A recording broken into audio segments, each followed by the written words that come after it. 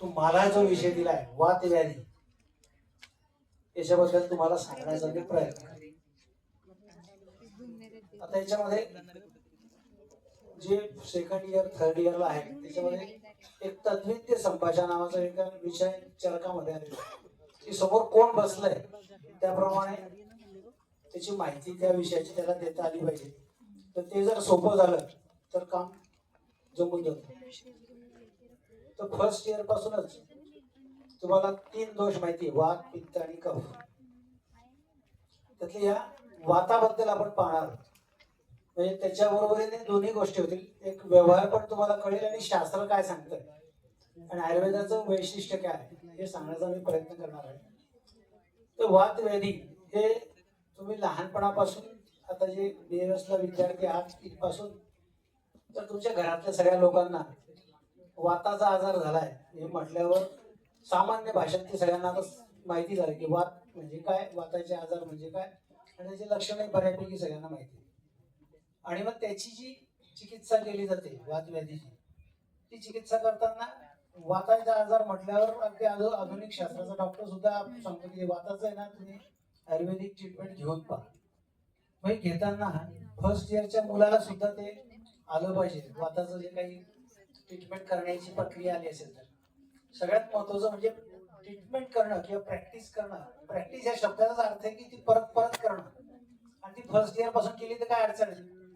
त्यामुळे फर्स्ट इयरला तुम्हाला अष्टांग हृदय सूत्रस्थान आहे माझ्या माहितीप्रमाणे, त्यात 11वा आणि 12वा अध्याय दिलेला आहे. आणि त्या 11व्या-12व्या अध्यायामध्ये आपल्याला सगळे दोषांचे वृत्तिक्षय लक्षण म्हणजे फिजिओलॉजी दिली आहे आयुर्वेदाची. तर त्याच्याबद्दल थोडक्यात आपण पाहू. आपल्याकडे 30 मिनिटं आहेत, तर 30 मिनिटात काय जमेल ते पाहतो. नेक्स्ट, हे नानांचं सगळ्यात महत्वाचं सूत्र आहे जे प्रभा आयुर्वेदचं आमचं सूत्र आहे. आणि आम्ही जे काही आज भारतभर प्रभा आयुर्वेदचं किंवा नानांचं जे काम चालू आहे ते याच्यामुळे चालू आहे. इथं आगम सिद्धत्वात प्रत्यक्ष फलदर्शनात मंत्रवाद प्रयोग न मीमांसकाचे स्वतःचं डोकं लागायचं नाही. जे वाघवटाने सांगितले ते करायचं आणि ते केलं म्हणजे रिझल्ट मिळणार म्हणजे मिळणारच. आणि ते रिझल्ट मिळण्यासाठी तुम्ही काय करायचं ते पुढचं. नेक्स्ट, तर थोडक्यात वात व्याधीची पहिले आपण बेसिक कन्सेप्ट घेऊ, कारण सगळे विद्यार्थी बऱ्याचपैकी आहेत आयुर्वेद कॉलेजचे. आणि तुम्ही जे काही कॉलेजला शिकतायत वात व्याधी त्याची जे नावं आहेत ते सगळे तुमच्या तोंडातून गेलेत की तुम्हाला तुमच्या डोक्या घालून गेले. फक्त त्याच्यामध्ये त्याचे जे प्रकार आहेत आणि त्याचा प्रॅक्टिस मध्ये कसा उपयोग करता येईल ते पाहता येईल. 2 प्रकार कॉमनली सांगितले गेले, दानात्मक आणि सामान्य जीवन. आणि त्याच्यामध्ये मग तो वात जो आहे तो राहतो कुठे आणि वाताचे काम काय या गोष्टी तुमच्या जर डोक्यात आल्या तर वाताचं पहिलं काम काय की जे काम बिघडल्यावर पेशंट तुमच्याकडे येणार आहे तर उत्साह, उश्वास, निश्वास, चेष्टा, वेग, प्रवर्तनी, सम्यक गत्याच्या धातूनाम अक्षाणाम पाठवण्याचे. उत्साह हे वाताचं काम आहे. चांगला वात असेल तर फ्रेश वाटतंय, मला उत्साही वाटतंय, मला फ्रेश नाही वाटत आहे, मला अस्वस्थपणा वाटतोय, म्हणजे कुठेतरी वाताची प्रक्रिया तुमची बिघडली. इथून ते सुरू होतं. उश्वास, निश्वास, श्वास घ्यायला त्रास होतोय म्हणजे कुठेतरी प्राणाची गडबड आहे. श्वास सोडायला त्रास होतोय कुठेतरी उदाहरणाची गडबड आहे.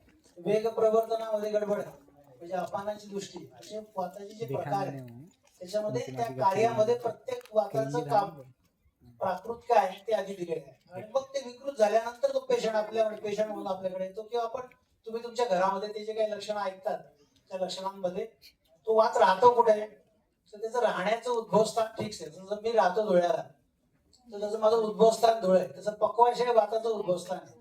आणि कटी, शक्ती, श्रोत्र, अस्थि, स्पर्शनेंद्रिय हे त्याचे संचारी स्थान आहे. तिथे तो फिरत असतो वेगवेगळ्या कामासाठी. आणि मग ते काम करत असताना या कामामध्ये काही कारणाने अडथळा आला तर व्याधी होतो. नेक्स्ट, हे वात पित्त कफाचे प्रकार सांगितले. आता थोडं जरा प्रॅक्टिकली आपण त्याच्या ज्या फिगर्स आहेत पक्वाशय, कटी, शक्ती, श्रोत्र, अस्थि, स्पर्शनेंद्रिय मुद्दामून तुम्हाला दाखवले की याच्यामध्ये एक वेगळं स्रोत म्हणजे कान. आता कान हे वाताचं संचारी स्थान आहे. जेव्हा पेशंट चेक करत असताना आपण गुडघा दुखतोय म्हटल्यानंतर गुडघ्याला हात लावला, कमरेला कंबर दुखते, स्पॉन्डिलोसिस वाला पेशंट आला आणि हळूच त्याच्या कानाला हात लावला तर त्याला वाटतं की डॉक्टरला मला कानामध्ये काहीतरी प्रॉब्लेम आहे कळलं. कारण हे संचारी स्थान आहे, ते बिघडलं तर या क्रमाने ते पुढचे वाताचे संचारी स्थान बिघडणार आहेत हे आपल्याला सांगता आलं पाहिजे. त्या दृष्टीने ह्या सगळ्या गोष्टी तो कसा कसा जातो, पक्वाशयातून कटी, सक्ती, श्रोत्र, अस्थि, स्पर्शेंद्रिय म्हणजे सेन्सरी नर्व्स पर्यंत कसा जातो ते सगळं आपल्याला माहिती असतं. आणि त्याचा उपयोग करून जर आपण त्याचं उद्भवस्थान, वाताचं उद्भवस्थान काय तर पक्वाशय, आणि त्याची चिकित्सा जर लगेच केली तर लगेच रिझल्ट मिळू शकतो. म्हणून हा पुढची स्लाइड. नेक्स्ट, हे उद्भवस्थान आणि याची जी चिकित्सा आहे, याचे जे परम औषध आहेत ते साइड बाय साइड आपण बोलू की वात, पित्त आणि कफ याचं परम औषध सूत्रस्थान पहिल्या अध्यायातच भागवतात दिले. म्हणून फर्स्ट इयरच्या विद्यार्थ्यांनी सुद्धा फर्स्ट इयर पासूनच पंचकर्म डिपार्टमेंट मध्ये गेलं आणि जर पंचकर्म शिकून घेतलं तर आयुष्यभर पुढे तुम्हाला उपयोगी पडेल.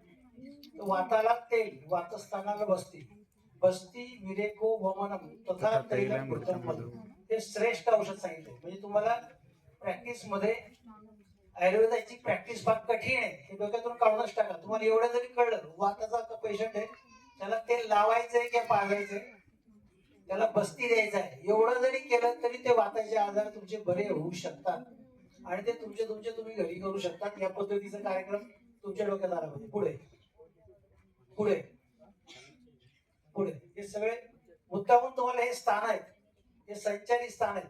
कुठे कुठे राहतो आपण जो वात, तो तुम्हाला जर माहिती असेल तर विकृती कुठे आहे ती समजली तर त्याच्याप्रमाणे प्रधान वेदना शेवटनं म्हणत. पुढे नेक्स्ट नेक्स्ट नेक्स्ट नेक्स्ट. आता हे प्रत्येकाचं परत मुद्दामून सैद्धांतिक भागाकडे आपण येऊ. तसं वाताचं उद्भवस्थान पक्वाशय आहे, तसं प्रत्येक पाची वायूंचे उद्भवस्थान संचारी स्थान आणि कार्य आहे. ते पण तुम्हाला जर आतापासून तुम्ही पाठ करून ठेवली तर पुढे प्रॅक्टिस मध्ये जबरदस्त उपयोगी पडतं. प्राणाचं उद्भवस्थान प्राणोत्र मूर्धगा म्हणजे डोकं त्याचं उद्भवस्थान आहे. उरक कंठ चरव बुद्धी, त्याचं विचारण संचारी स्थान काय उर आणि कंठ आहे. मग बुद्धी, हृदय, इंद्रिय, चित्त, ध्रुव हे सगळे त्याची काम आहेत. त्याच्यावर आपण नंतर बघू. पुढे अपान व्यान, अपान, प्राण प्रत्येकाचे उद्भवस्थान संचारी स्थान हे सगळे आपल्याला त्या प्रत्येकाचे येते. अपान अपानगा, श्रोणी, बस्ती, मैत्र, उरु, गोचरा. आता याच्यामध्ये जे इंग्लिश मीडियम मधून आले ज्यांना अॅनाटॉमिकल स्ट्रक्चरल फक्त पक्वाशय म्हणजे लार्ज इंटेस्टाईन माहिती आहे, ते बऱ्याच वेळा प्रश्न विचारतात की अरे जर आतडं कापून टाकलं तर प्राण हे भगवान सांगितलं ना, वायू रेव भगवान. मग वायू जर तिथून निघून गेला तर काय होईल? तर प्राण वाताचं उद्भवस्थान जसं पक्वाशय आहे तसं अपान वायू चाही वायूचं पोषण करतो. पण अपान वायूचं उद्भवस्थान काय? गुदमावस्थित स्थान म्हणजे गुदवली जे आहे ते त्याचं अवस्थित स्थान आहे. गुदम मर्म जे आहे ते सद्य प्राण मर्म म्हटले. म्हणून पक्वाशय काढलं तर मरणार नाही, पण गुदस्थानाला जर काही आघात झाला तर तो नक्की मरेल. हे त्याचं उत्तर तुमच्या डोक्यात माहिती पाहिजे. हे वाताचे नानात म्हणजे विकार आहेत, सगळे लक्षण आहेत. त्याच्यावरून तो पेशंट फक्त एवढं लक्षण घेऊन येत असतो, मला कमरेला आखडल्यासारखं वाटतं, मला मुंग्या येतात, मला अमकं होतं. हे जर तुम्हाला माहिती असेल तर तुम्ही त्याप्रमाणे त्याला त्याचं निदान तुमचं दोष, स्थान आणि अवस्था एवढं सोपं आहे. दोष कुठला आहे? वात. स्थान कुठलं आहे? पक्वाशय, कटी, सक्ती, श्रोत्र, अस्थि, स्पर्शेंद्रिय याच्यातलं काय आहे का? आणि त्याची अवस्था काय? सामावस्था आहे का निरावस्था आहे? एवढं तुम्हाला ती पाहिजे. वात दोनच कारणाने प्रकोपित, वायू, धातू, क्षय, कुपत, मार्गस्यावर निर्वाह. तेवढं शोधलं तर पुढे सोपं जाईल. नेक्स्ट नेक्स्ट पुढचं वाताचे सामान्य चिकित्सा सूत्र वाग्भटाने दिलेले आहेत. त्याच्यामध्ये की वातस्य उपक्रमा, स्नेहा, स्वेदा, संशोध हे सूत्रस्थानात दिलेले आहेत. म्हणून मुद्दामून विद्यार्थी म्हणून झाले सूत्रस्थानात ट्रीटमेंट देऊन टाकली की हा आला तर काय करायचं? स्नेहन करायचं, स्वेदन करायचं, मृदू वमन, मृदू विरेचन, मृदू बस्ती, जे काय करायचं ते मृदू करायचं. जास्त स्ट्रॉंग त्याच्यामध्ये ट्रीटमेंट चालत नाही. त्याच्यामुळे त्याची जी मृदू विरेचन, मृदू अवस्था जी आहे त्या नेक्स्ट हा त्याचा पूर्ण सामान्य चिकित्सा उपक्रम. आता एका दोषाचा कधी व्याधी पेशंट आपल्याकडे येते तो अनुबंधित दोषाचा पण येतो. मग इथून काय काढायचं? पित्ताच्या सामान्य चिकित्सा सूत्रातून काय काढायचं ते पण तुम्हाला आलं पाहिजे. सगळं स्वादू आम्ल काय खायला द्यायचं ते पण लिहिलेलं आहे. वेस्टर्नम, त्रासनम, सेको, मध्यम, पौष्टिक, हे सगळं लाईन ऑफ ट्रीटमेंट सूत्रस्थानात मध्येच त्याने देऊन ठेवली. म्हणून फर्स्ट इयरच्या पोरांनीच याची ट्रीटमेंट सुरू करायला पाहिजे, हा माझा आग्रह आहे. कारण तुम्ही आतापासून प्रॅक्टिस करा. 4.5 वर्षात तुमचं काय होतं तर फक्त परीक्षा, लेक्चर हॉस्पिटल आहे का नाही माहिती नाही, असेल तर पेशंट आहे की नाही माहिती नाही, तर तुम्हाला तुमच्या हॉस्पिटल पेशंट पेक्षा तुमच्या आजूबाजूला काका आहे, मावशी आहे, मामा आहे, त्यांच्याकडे आहे का, गुडघा दुखते का, कंबर दुखते का, पाठ दुखते का, त्याला लाईन ऑफ ट्रीटमेंट काय आहे, सोपी सोपी शेकायचं कसं आहे, तेलाची मॉलिश कशी करायची, तुमचं आतापासून सुरू झालं तर पुढचं काम सोपं जातं. हे सांगण्यामागचं पुढचं हे अभ्यंगाचा जो प्रकार आहे, तर अभ्यंगम आचरित नित्यम सर जगा श्रम वाता उत्तम इथे हायलाइट केली, कारण तुम्हाला ऍलोपॅथीचं सगळं लागतं ना नवीन नवीन. आता इथे जरा म्हणजे काय, म्हातारपण लवकर येत नाही. मग क्रॉनिक रिनल फेल्युअरचे जेव्हा पेशंट आपल्याकडे येतात तर त्याच्यामध्ये सिरम क्रिएटिनिन वाढलेलं असतं, आणि मॉडर्न मला सांगतो की क्रिएटिनिन वाढलंय तर तू इतकं खूप झालंय तर तुला डायलिसिस करावं लागेल, आणि तिथे मसल स्केल रेट झाल्या तर ते क्रिएटिनिन मोठ्या प्रमाणात वाढतं. ते घट्ट असतं, अथरोस्क्लेरोसिस झालेलं असतं ऑलरेडी, रक्तवाहिन्यांचं विस्कोसिटी वाढलेली असते, आणि त्या पॅरेन्कायमल सेलमध्ये सगळं साचायला लागतं. त्याला नुसतं आपलं चंदन मला लाक्षादी तेलाचं प्रतिलोम अभ्यंग केलं, मॉलिश केली, त्या रक्ताला पातळ केलं, आणि त्याला मूत्रस्थ क्लेद वाहन सगळा क्ले जर आपण लघवीवाटे बाहेर काढला तर लघवीची प्रवृत्ती वाढते. किती किरकोळ गोष्ट आहे पण ती महत्वाची, म्हणून हे श्लोक आणि ह्या तुम्हाला शिकणं गरजेचं आहे. मूत्राची उत्पत्ती कुठे होते, मॉलिश अभ्यंगानंतर बस्ती ट्रीटमेंट पक्वाशामध्ये मूत्राची उत्पत्ती सांगितली आयुर्वेदामध्ये सारगिट्य भजन. मग बस्ती दिला तर मूत्राची उत्पत्ती चांगली होते, म्हणजे मूत्र प्रवृत्ती जी होते, क्लेद जो आहे तो कमी व्हायला लागतो, त्याच्यामुळे किडनीवरचा लोड कमी होतो. क्लेद कुठे तयार होतो, आमाशयामध्ये तयार होतो. मग किडनी फेल्युअर वाले पेशंटला विचारायचं तो सांगतो मळमळ होते, पाठीला खाज येते, कफात कंडू, कुठला क्लब आहे, क्लेदक कफ आहे, कुठे राहतो, आमाशयात. जर उत्क्लेश अवस्था आली, लक्षात ठेवा वमनाची अवस्था फिक्स आहे, मळमळ झाली, तोंडाला पाणी सुटलं आणि उलटी सारखं वाटलं तरच वमन द्यायचं. तुम्ही किती स्नेहपान दिलं आणि काही दिलं तरी हे लक्षण, हा क्रायटेरिया फिक्स आहे, हा क्रायटेरिया असेल तर त्याला वमन द्यायचं, म्हणून क्लेदाला वमन. म्हणजे अशी आयुर्वेदामध्ये इतकी सोपी क्रॉनिक रिनल फेल्युअरची ट्रीटमेंट आहे. नुसतं एक बस्ती अभ्यंग आणि अवस्था असेल त्याप्रमाणे वमन असं जरी केलं तरी येतं. हे सूत्रस्थानावरून तुम्हाला सांगण्याचा उद्देश आहे, सांगताना कंपॅरिझन करण्याचा उद्देश आहे. पुढे पुढचं ते सगळे त्याची अवस्था आहे. आता वात मी तुम्हाला सांगितलं दोन प्रकार असतो, एक सामावस्था आणि दुसरी निरामावस्था, मार्गावरोधजन्य. आता निराम अवस्था वाला जो केवलम निरुपस्तम आदो, जो निराम वायू असेल त्याची लाईन ऑफ ट्रीटमेंट चिकित्सा स्थानामध्ये त्याने वेगळी दिली. नेक्स्ट सूत्रस्थानामध्ये सामान्य उपक्रम दिलाय, चिकित्सा स्थानामध्ये हा दिलाय केवलम निरुपस्तम आदो स्नेह उपाचरण. पहिलेच तेल निराम अवस्था ना, पहिले तेलाचा वापर करा, मग बाकीच्या गोष्टी पाहता येतील. याच्याबद्दल डिटेल बोलता येईल पण तेवढा आपल्याला वेळ नाही. नेक्स्ट मी फक्त तुम्हाला मुद्दे सांगत जाणार आहे, कारण लेक्चर्स आणि पीपीटी मध्ये तुम्हाला एक कन्सेप्ट यावा की आयुर्वेदाची ट्रीटमेंट किंवा प्रॅक्टिस कशी केली जाते, हा त्याच्या मागचा माझा जास्त करून उद्देश आहे. पुढचं आता हे स्नेह पुन्हा म्हणून काय काय करता येईल ते प्रकार होत येते. विशेष चिकित्सा त्याच्यामध्ये येते. पुढं पहिली स्लाइडला नेक्स्ट अभि स्वेदनाचे प्रकार, त्याच्याने काय काय होतं ते तुम्हाला त्याच्यामध्ये आलं पाहिजे. निराम अवस्थेमध्ये संकर प्रस्तरी पुन्हा पुन्हा म्हटले, संकर स्वेद प्रस्तर स्वेद पुन्हा पुन्हा वारंवार द्यायला सांगितलेलं आहे. त्याच्याबद्दल मग संकर आणि प्रस्तर नाहीये, मग काय करायचं, तिथं आपल्याकडे एक पद्धत आहे, पुस्तकात जेवढं दिले तसंच करायचं. 7 बस्ती द्यायचे म्हणजे तो पेशंट मेला तरी चालेल, त्याला योग बस्ती 7 दिलाच पाहिजे, हे डोक्यातून काढून टाका. त्याला जर दुसऱ्या बस्तीलाच बरं वाटतं तर तिसऱ्या बस्ती सुद्धा द्यायची गरज नाहीये. वाघोड म्हणतो जोपर्यंत बरं वाटते तोपर्यंत बस्ती देत राहा, पण बरं होतंय तर कशाला बस्ती द्या. तिथं कुठं थांबायचं हे तुम्हाला कळलं पाहिजे, त्याला अवस्था असं म्हणतात. नेक्स्ट हे स्वेदनाच्या गोष्टी येतील.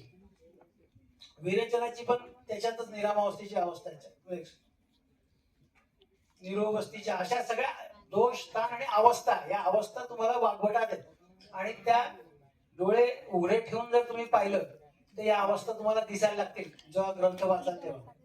पुढे पुढे आता वात कुठे कुठे प्रकोपित झाला तर कुठले कुठले व्याधी होतात आणि त्याची चिकित्सा तुम्ही कशी करू शकता त्याच्याबद्दल पोस्टामध्ये जर वात प्रकोप असेल तर काय करणार, त्याला क्षार चूर्ण देणार, दीपक पाचन देणार. मग इथे विनाकारण कोष्ठात दोष आहे, वात आहे आणि त्याला बळजबरी वमन दिलं किंवा बस्ती दिला तरी व्यापक होण्याची शक्यता. ते तुम्हाला ती अवस्था लक्षात आली पाहिजे. हृदयामध्ये वात आहे, सालवण सिद्ध दूध या सिद्ध तूप अशा दोन्ही गोष्टी येते. शिरोगत वात आहे तर शिरोबस्ती, स्नायिक नसते, स्नायिक धूमपान करणं पुरण हे ऊर्ध्व चतुर्गत विकार आहे. तिथे तुम्ही काय करू शकता, त्याची लाईन ऑफ ट्रीटमेंट तिथे दिलेली. तुम्हाला फक्त तिचा क्रम बदलायचा आहे. पहिले कोणाला नस्य करायचं, पहिले शिरोबस्ती करायचं का पहिले नस्य करायचं, तो पेशंटच्या प्रधान वेदना पाहून तुम्हाला ट्रीटमेंट देता आली पाहिजे. पुढे रसगत, रक्तगत, मांसगत आणि अस्थिमज्जागत असा जर वाद गेला, ती छोटी छोटी ट्रीटमेंट तिथे वाघोट्यात लिहून ठेवली. म्हणून केव्हाही नवीन नवीन जेव्हा ओपीडी असेल तेव्हा पेशंट आला की प्रधान वेदना लिहून ठेवा, आता काय द्यायचं तुम्हाला द्या, आणि मग नंतर तुम्ही वाघवट काढा, तो तुम्हाला लगेच उत्तर देतो. तुमचा पेशंट कुठे गेलाय, त्वचागत गेलाय का रक्तगत गेलाय का मांसगत गेलाय. मग दुसऱ्या दिवशी किंवा 5 दिवसांनी 7 दिवसांनी जेव्हा तुम्ही बोलवलं असेल त्यावेळेस त्याला त्याची लाईन ऑफ ट्रीटमेंट तुमचा झाली पाहिजे. सहसा पेशंट केव्हा आपल्याकडे येतो, तर दोष जेव्हा खूप मोठ्या प्रमाणात भरलेले असतील, प्रभूत दोष असतील तेव्हा तो तुमच्याकडे येतो. तर प्रभूते शोधणं म्हणून जर मोठ्या प्रमाणात दोष घेऊन तो पेशंट तुमच्याकडे आलेला आहे आणि तुम्ही जर दवाखान्याची पाटी अशी लिहिलेली नाही की आमच्या इथे फक्त जुनाट आजाराची चिकित्सा केली जाईल, तो पेशंट बऱ्याच वेळा ती पाटी पाहतो, माझा आजार तर 8च दिवसाचा आहे, अजून जुनाट झालेले मी येत नाही. मग जुनाट आजाराचे पेशंट कसे असतात, तर तिथे परत साध्या सगळ्यात सुखसाध्य पेशंट कुठले, जे कोष्ठगत आहे, अंतकोष्ठ महास्रोत आमाशयात पंचमार, पोट दुखतंय, मळमळ होते, उलटी होते, संडास साफ होत नाही, सगळे कोष्ठगत आहे. हे तुरंत फटक्यात बरे करण्यासारखे. तिथल्या तिथे बसती दिला, मळमळ होते, पाणी पिलं, गुड घातलं, उलटी करून टाकली, इथे सुख साध्य. म्हणजे आत्ताच्या आता काम केलं, दोष जास्त आहे, प्रभू ते शोधन करून टाकले, हे बरे झाले. या शाखागत दोष जे असतील ते कष्ट साध्य, त्यांना स्नेहन करा, स्वेदन करा, मग कोठ्या जाणार, मग बाहेर काढा. हा एक कार्यक्रम त्याला आपल्याला जास्तीचा करावा. आणि मध्यम रोग मार्गात जर गोष्ट असेल, शिरो हृदय पस्त्यादी मर्मानी असणारी संध्या, तर तिथून त्याला ते कसे आले, ते याप्य आणि असाध्य या पद्धतीचे आहे. मग त्यांना तेवढी ती मॅनेजमेंट तुम्हाला मध्यम रोग मार्गाची करावी लागेल. त्याला स्नेहन कसं करायचं, स्वेदन कसं करायचं, शाखेतून गोष्टात कसं आणायचं, हा कार्यक्रम झाला पाहिजे. हे मुद्दामून हे निदान स्थानामध्ये सगळे वाघवटाचे चिकित्सा देऊन ठेवलेली, लाईन ऑफ ट्रीटमेंट देऊन ठेवली, कारण याचा उपयोग पुढे जे काही आजार मी सांगणार आहे त्याच्यासाठी आपल्याला करता येईल. नेक्स्ट स्नायू, संधी आणि शिरा. आता सगळ्यात जास्त मोठा राहू दे, सगळ्यात जास्त प्रत्येकाच्या घरात कुठला पेशंट सापडेल, तर गुडघे दुखण्यावाला सापडेल, संधिगत वातावाला पेशंट सापडेल. आणि घरातल्यांना किंवा जे काही डॉक्टर वैद्य झाले ते किंवा जे वैद्य होणार नाही ते, तर प्रत्येकाला घरातलं कोणी कोणी विचारतं की नाही, बाबा रे माझा गुडघा दुखतोय, एक तर तू काही करू शकतो का, किंवा तुझ्या सरांना काही विचारून येऊ शकतो का, किंवा गुडघ्या दुखीची ती आजीच तिचं गुडघ्याला कुठले एक तेल लावत असते, बाकी काही लेप लावत असते, काही ना काही तिचं त्यांचा कार्यक्रम चालू असतो, किंवा वेदना शामक गोळ्या खात असते, ते गोळ्यांचे दुष्परिणाम होतात. तर वाताचं संधिगत वाताची लाईन ऑफ ट्रीटमेंट फक्त 3 त्याच्यात दिली. वात स्थिरा स्नायू संधिगते प्राप्ते, स्नेह दाह आणि उपनाह, ही विशेष चिकित्सा आहे संधिगत वाताची. सामान्य चिकित्सा काय आहे, जी पहिले आपण पाहिली, वातस्य उपक्रमा, स्नेहा, स्वेदा, संशोधन, मृदू, हे सगळं करायचंय. विशेष काय करायचंय, तर स्नेह दाह उपनाह. स्नेह कसा, तर बाह्य अभ्यंतर, आतूनही त्याला तेल द्यावं लागेल. खोबऱ्याचं तेल दिलं तर गुडघ्याची वेदना किंवा गुडघ्याची झीज असेल तर लवकर कमी होईल. बदाम तेल द्यायचं का, त्याला अवस्था पाहून ते ठरवायचं. काहीच नाही तर तिळाचं तेल द्यायचं का, बाह्य किंवा अभ्यंतर दोघी पद्धतीने. एरंडाचं सामावस्था आहे, एरंडाचं तेल द्यायचं का. 10 म्हणजे अग्निकर्म करायला सांगितले संधिगत वातामध्ये, आणि ते अग्निकर्म केलं की वेदना ताबडतोब थांबतात. आणि उपनाह म्हणजे पोटीच बांधायला सांगितलं. पोटीच आपण जे रुटीन वापरतो त्याच्या पेक्षा वेगळं करता येईल. भात शिजवून त्याची पोटली करून ती बांधता येते. गव्हाची पोळी एक बाजू भाजायची, एक बाजू कच्ची ठेवायची. पेशंट भयानक चतुर असतात, त्याला जर सांगितलं ना एरंडाचं पान आण, त्याला एरंडाचं तेल लाव आणि तू घरी गेल्यावर बांध, तुला गुडघा दुखी कमी होईल. पुढच्या झाला सांगतो एरंडेलच मिळाला नाही, त्याच्या पुढच्या सांगतो पानच मिळाला नाही, त्याच्या पुढच्या सांगतो पान जरा वाढलेलं निघालं. त्यापेक्षा घरात पोळी आहे ना, त्याला नाही म्हणू शकत नाही. एरंडाचं तेल आमच्याकडून घेऊन जा, एरंडाचं तेल पोळीला लाव, पोळी गरम कर, ती तिथे बांधायची. त्याला उपनाह स्वेद म्हणतात. स्वेदनाचे वेगवेगळे प्रकार घरगुती सोपे सोपे पेशंटला सांगता आले पाहिजे. आणि हे तुम्ही तुमच्या रुटीन आत्ताच्या प्रॅक्टिस मध्ये सुद्धा ते सांगू शकतात. फक्त सांगताना काय करायचं, तर ती गव्हाची पोळी एक बाजू भाजायची, एक बाजू कच्ची करायची, भाजलेल्या बाजूला एरंडेल लावायचं आणि तो भाजलेला आणि एरंडेल लावलेला भाग कोमट असताना, नाही तर द्या चटका त्याच्या पेशंटला, त्याला चांगली जखम झाली की तो ओरडत की तुमच्या नाव आहे नेम हाकीम खत्रे जाण, असं व्हायला नको. कोमट असताना ती गुडघ्याला बांधायची, तर वेदना कमी होतात, स्टिफनेस कमी होतो आणि बऱ्यापैकी त्रास कमी होतो. तर पुढे सगळे वेदनाचे प्रकार येणार आहेत. चल पुढे नेक्स्ट. पुढे अर्धी ते नावनं मृत्यूने त्याला पुढे. आता ही लाईन ऑफ ट्रीटमेंट आपल्याकडे आयुर्वेदामध्ये पक्षाघात, इथे पुन्हा म्हणून गाडीचे पक्षाघाताचे कितीतरी पेशंट राहायला येतात 10-10 दिवस, त्याच्यावर वेगळी ट्रीटमेंट केली जाते. आमचे जे प्रभा आयुर्वेदचे जे मुख्य आहेत दुबेजी राहुरीला, त्यांचं पक्षाघाताचं सेंटर आहे आणि तिथे पूर्णपणे पक्षाघाताचे पेशंट ते बरे करतात. आणि त्या पक्षाघाताच्या पेशंटला बरे करण्यासाठी ते जे काही कष्ट घेतात ते एका लाईनीत नाहीयेत. स्नेहनम स्नेहसयुक्तम पक्षाघाती विरेचनम, बस एका लाईनीत एवढा मोठा पॅरालिसिस सोडून दिलाय का, तर तो वागून म्हणून मी आधी तुम्हाला सांगून ठेवलंय ना सगळं काय काय करायचं ते सगळं करा. शिवाय विशेष काय करायचं तर पक्षाघाती विरेचनम करायचं. हे विरेचन तुमची ही विशेष ट्रीटमेंट त्याच्यामध्ये झाली. आता त्याच्यामध्ये संधिगत वातामध्ये तुम्ही पाहिलं शिरा स्नायू. आता ऍलोपॅथी वाले डॉक्टर्स लोक बऱ्यापैकी MRI काढतात आणि मग तुमच्याकडे ते घेऊन येतात आणि मग आपण काय पाहणार, तर तिथे माझं लिगामेंट तुटलंय, मिनिस्कर फाटलंय, मिडियल मिनिस्कर, लॅटरल मिनिस्कर, हे शब्द ते सांगतात. म्हणजे ते आमच्या दृष्टीने हेच आहे शिरा स्नायू संधिगत. तर संधिगत वात हा कुठल्या रोगमार्गाचा व्याधी आहे, तो मध्यम रोगमार्गाचा व्याधी. हे शिरो हृदय बसते आधी मर्मानी असण्याची संधी आहे, तर तो संधी त्याच्यामध्ये येतो म्हणून तो मध्यम रोगमार्गाचा व्याधी आहे. तर तिथे शिरा स्नायू बनता कशाने, तर ते रक्तमोक्षण रक्तापासून बनतात. म्हणून रक्तमोक्षण ही ताबडतोब वेदना सत्यो राग रुजा क्षमा वेदना कमी करणारी लाईन ऑफ ट्रीटमेंट आहे. ही तुम्ही संधिगत वातामध्ये गुडघ्याच्या मागून थोडंसं 10-20 ml 30 ml जरी रक्त काढलं, कारण वात व्याधी आहे. रक्त हा धातू आहे, वायू धातू क्षयात कोपात होऊ शकतो म्हणून वेदना वाढू शकतात, म्हणून कमी रक्त काढायचं. पण वेदना शामक म्हणून वेदना शामक गोळीपेक्षा 10,000 पट रक्तमोक्षण वेदना कमी करतात. काढलं की त्या मिनिटाला वेदना कमी होतात, मसल रिलॅक्स होतात, शिरास्नायू मोकळे होतात. म्हणून ती लाईन ऑफ ट्रीटमेंट दिलेली नाहीये ग्रंथामध्ये. म्हणून मास्टर लोक सांगतील की नाही हे ग्रंथाच्या विरुद्ध आहे असे बऱ्याच वेळा बोलायला येतात, तर त्यांना हा रेफरन्स आहे. शिरा स्नायू संधिगत प्राप्त आहे म्हणून त्याची ट्रीटमेंट रक्तमोक्षणच होऊ शकते.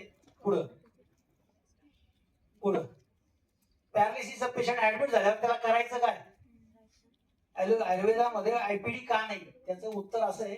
तुमच्याकडे हॉस्पिटल पण ऍडमिट पेशंट असतील तर की सकाळी एकदा 5-अर्धा तासाचं पंचकर्म दिवसभर त्याने करायचं काय.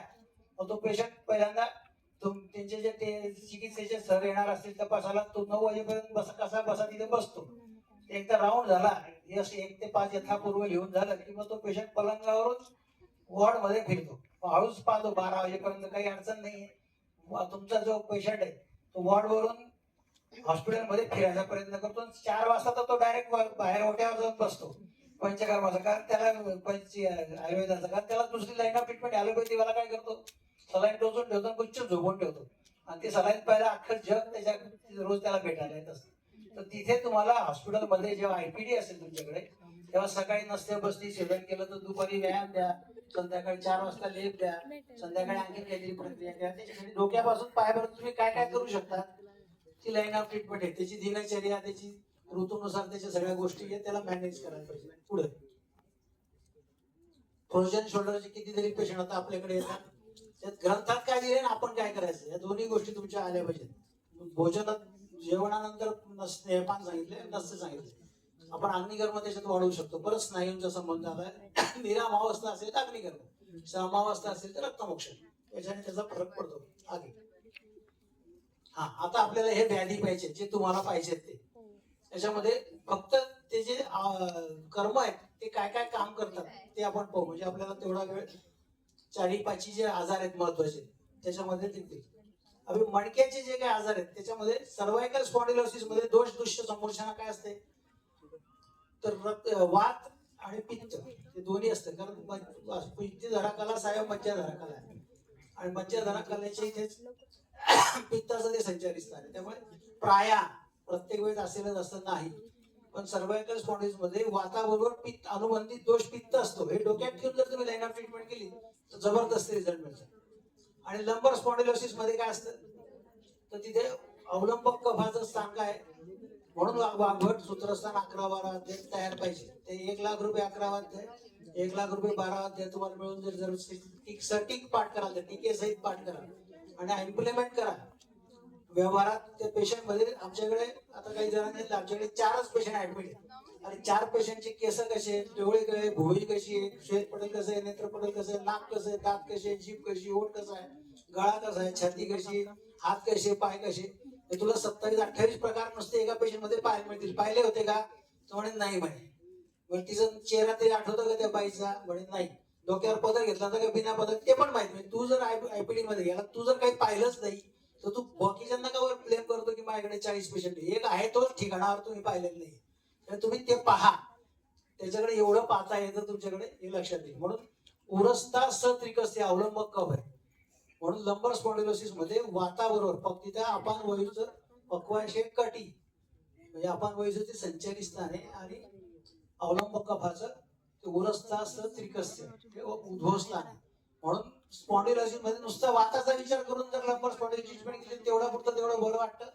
आणि नंतर 2-4-8 महिन्यात, 3 महिन्यात, 2 महिन्यात थोडंफार बरं वाटलं तर तो परत येतोच की मला अनुपयश आहे. कारण निदान परिवर्जन त्याचं झालं पाहिजे. ती पण प्रोटोकॉल जो आहे तुम्ही नंतर तुम्हाला आठवण आली सांगतो. त्याकरता हे 2 अवस्था त्याच्यात आल्या पाहिजे. नेक्स्ट आता आपण फास्ट थांबायचं. दोष वात आणि कफस्थान आहे, धातू मज्जा असते, शिरा स्नायू कंडरा आहे, पित्त धरा, मज्जा धरा, पुरुष धरा कला, अस्थि धरा कला, अस्थि मज्जा सारा सर्वतो पण त्याच्यामध्ये पाहिजे. अस्थि काय करतात? धारण करतात. मज्जा काय करते? तर पुरण करतात. पुढे नेक्स्ट. आता याच्यामध्ये काय काय काम करतात? स्नेह, बाह्य स्नेह काय करतात? तर स्नायूचं बल वाढवतं, कंडरा शिरांचं पोषण करतं, वाताचं शमन करतं. नेक्स्ट. आता हे फक्त मी खालचे मुद्दे सांगतो, बाकीची पीपीटी ज्याला पाहिजे त्याला ते नंतर घेऊन घ्या. नेक्स्ट. कटिबस्ती, माश गुडघ्याच्या जाळीचं कटिबस्ती तुम्हाला माहिती कसा करतात ते. कुठले तेल वापरू शकतात? निदान एवढे वापरू शकतात, याच्यापेक्षा खूप जास्त आहेत. केरळीय पंचकर्मात अजून त्याच्यापेक्षा जास्त तुम्हाला तेल पाहायला मिळतील. या प्रोसिजर्स आहेत, त्याचे हेडिंग आणि त्याचा उपयोग एवढं जरी तुमच्या आता सध्या डोक्यात ठेवलं, जसं जसं तुम्ही त्याचा अभ्यास कराल तसं तसं तुम्हाला त्याचे व्हेरिएशन तुम्हाला करता येईल. कारण रोज रोज जर तुमच्याकडे पंचकर्मापेक्षा रोज त्याला फक्त नवीन वाप देत राहिले तर पेशंट पळून जाईल आणि तेवढा रिझल्ट पण तुम्हाला मिळणार नाही. त्यासाठी प्रत्येकाची लाईन ऑफ ट्रीटमेंट आली. नेक्स्ट.